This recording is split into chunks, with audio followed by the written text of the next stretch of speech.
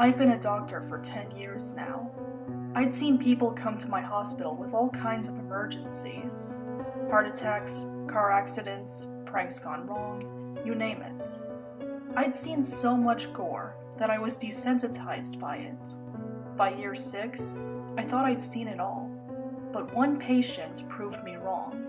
I still try to understand what happened to this day. The day started out as usual.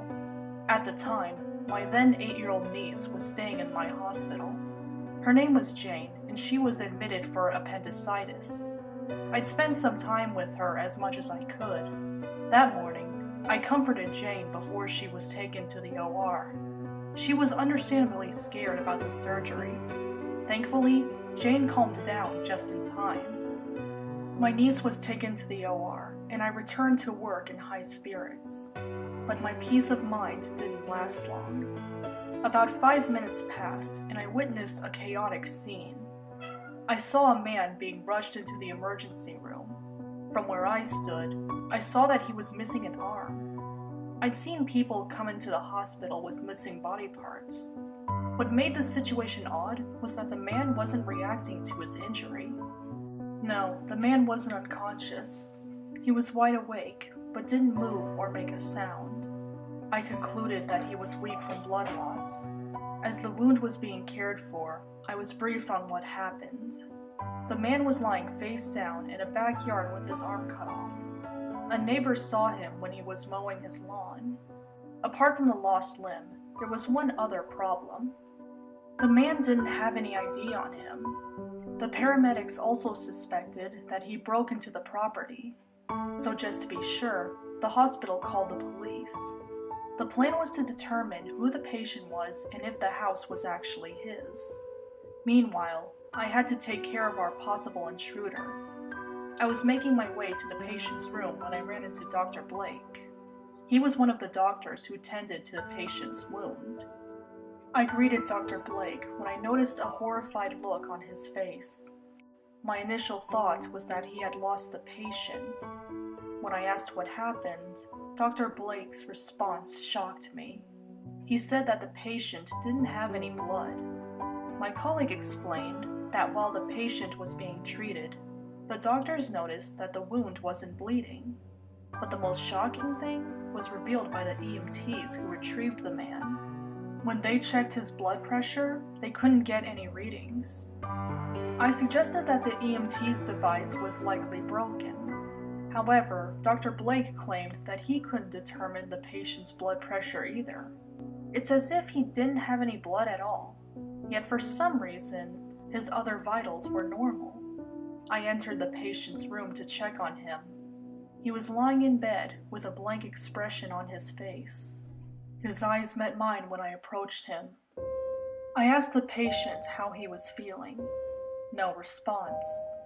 I figured that the man was either deaf or mute. I always carry a pen and notepad around if I need to remember something.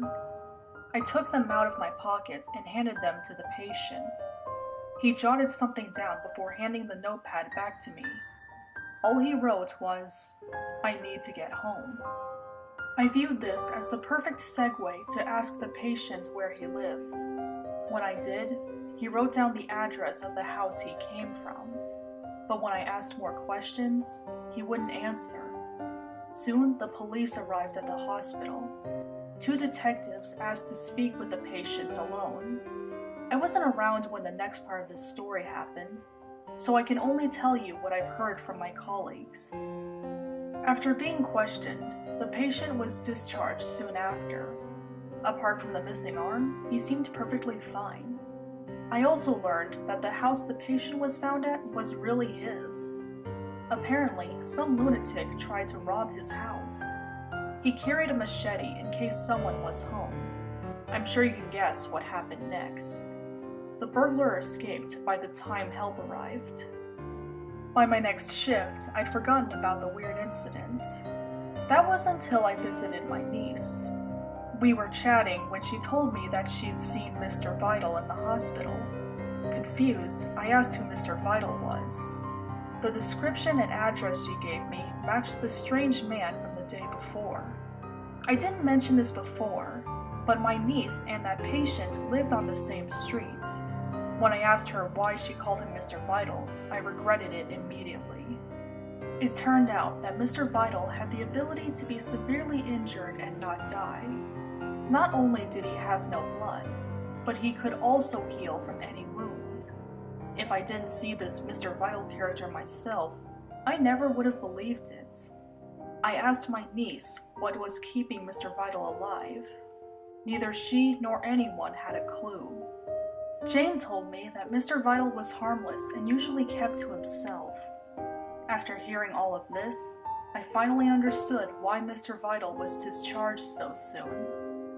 Fast forward a couple of weeks and I'm visiting my sister, Jane's mom. I just entered her street when I saw a familiar face.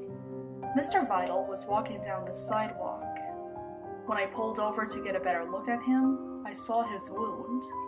There was a nub about the length of a bicep where his wound should be.